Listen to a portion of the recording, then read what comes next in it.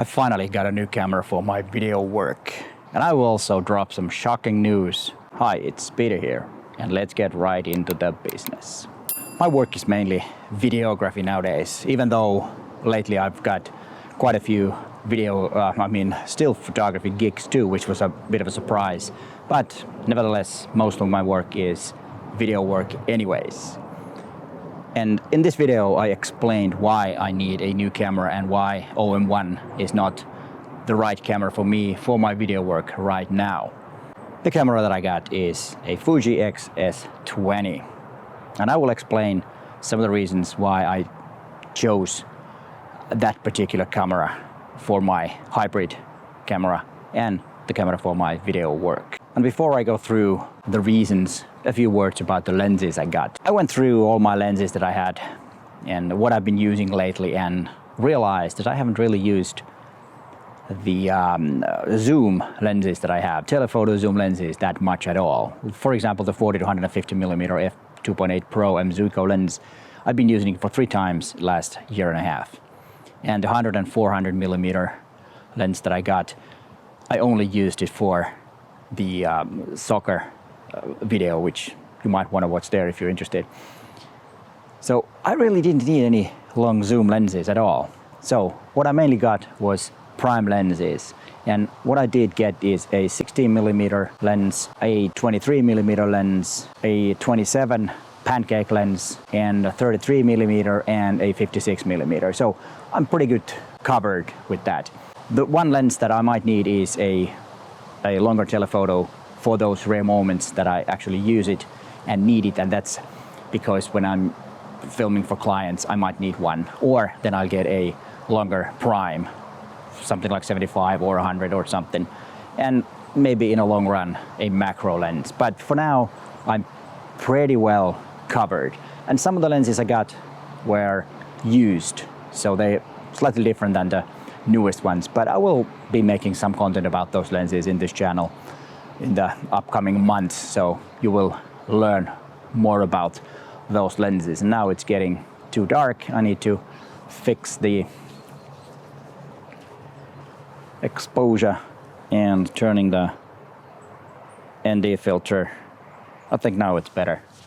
And this is also a good test how the AF works. I'm not really sure. It better works because I'm here alone. Why XS20 and not, for example, XH2S that I tested before? The reason is that someone pointed me out about the XS20. To be honest, I didn't even realize that they've upgraded the XS10. And when I looked at the specs of XS20, I realized that it is a mini XH2S. There are some differences and some things. And then another thing is that the features that XH2S had, I could not justify the double price. So I got 2 XS20s with the price of one XHS2. And I will explain a little later about the deal that I made and why I chose a bit less expensive camera. Other things that I lost or would have been handy to have if I decided to have the XH2S. Yes, of course, it's a better camera. It has some things that I would have liked to have, but decided not to. And the first thing is, of course, weather sealing. That's actually a big thing. But then on the other hand, I mainly use my video cams indoors. And if it's raining, nobody wants me to photograph, or not photograph, but make videos outdoors. So in that sense, weather sealing is not that important in video camera. Of course, in photography world, it is something. And then XS20 has only one memory card slot, which is of course something that is not a good thing for a professional camera. It would have been better to have 2. But on the other hand, when I'm making videos, I can, if I need a backup, I can record to an external recorder and to a memory card at the same time. So there is a backup possibility if I want. And also for sound, I do have a possibility to record into the receiver on DJI mic. So I'm covered in that sense. And then there's a third thing, which is this doesn't have ProRes internally, this camera XH20. but H.265 is totally fine. I recently updated my computer, which is now more powerful, that it can run H.265, and the quality difference isn't actually that big, so I'm good to go. And if I need ProRes for some reason, or ProRes RAW, I can use an external recorder. And then someone might ask me, why Fuji? Why not Panasonic, Sony, or something else? Well, first of all, Panasonic was very tempting, especially now that the G9 II came, or G8-6, or even S5. The reason that I didn't get the S5 Mark II, the video version, is that I'm not really sure about the L mount. I'm not so confident that it will last. I'd rather get a Micro Four Thirds than an L mount, to be honest. I might be wrong, but that's how I see the things going. And now it's getting darker again. This is not a good idea to be here, but I hope I can fix it in post, which is always not the case to say. It's the worst words that a photographer or videographer can say. I fixed it in post. Never do that, but I have to do this now. Yeah, where was I? And then the Panasonic is not that popular among YouTubers. And why does that matter? Is that there are a lot more Fuji content online than there is Panasonic content. Okay, someone would think that then, yeah, why not do Panasonic if there is not that many? But the problem is that there aren't that many Panasonic users compared to Fuji users, and the viewer base is bigger with Fuji channels. And even though this channel is not going to be a Fuji channel, there are still things that people consider when they watch YouTube videos. They tend to watch videos from content creators that has the same brand camera that they have, which is a bit odd because photography is not about gear, it's about the photos. But that's the way it is. So that was another reason to go with Fuji. And then there is one reason. Fuji has representative here in Finland, in Helsinki. So there's always a connection if I have some troubles or need something from Fuji, some help or whatever. There is someone to contact. Panasonic, the closest one, is in Sweden, and to be honest, they don't really care about Finland, which is a sad thing. That's the way it usually goes. If the representing of a company is in Sweden and they handle Finland, they don't care. That's a harsh fact, and that's another reason I decided to go with Fuji. And then the shocking news. I traded my two OM1s and bunch of pro lenses to get this.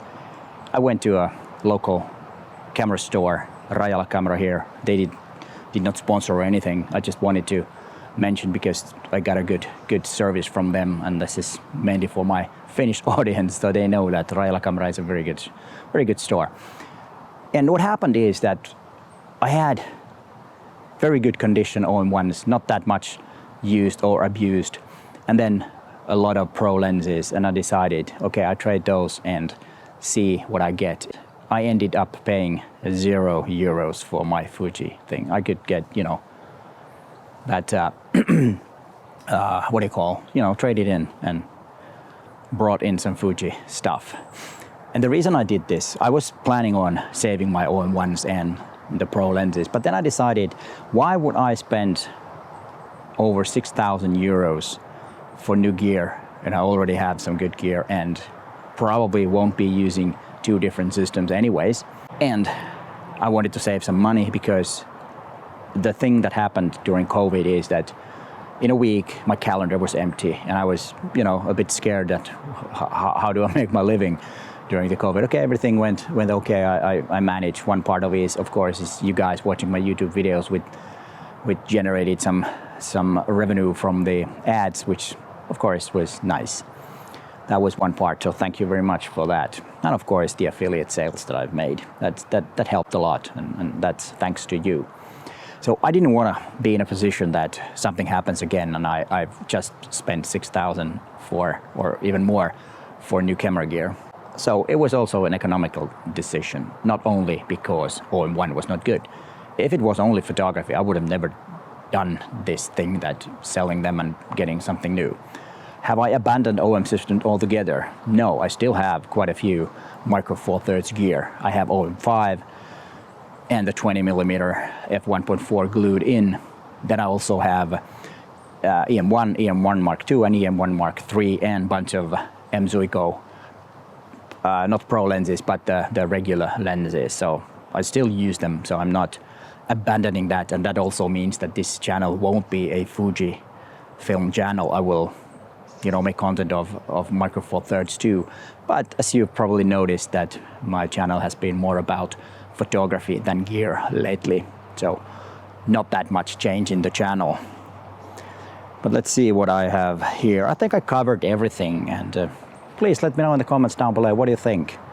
Are you scared that I'm gonna stop making Micro Four Thirds things or something like that? But don't comment that I've abandoned OM system because it's no good. That's not the reason. The reason is that Fuji is better in video, which is crucial for me. Here is my video about X-H2S, which unfortunately it's a bit low quality because I messed it up. It's rendered from the proxy files, which is by mistake. But you might want to watch that to find out about that camera. But hey, thanks for watching, and bye for now.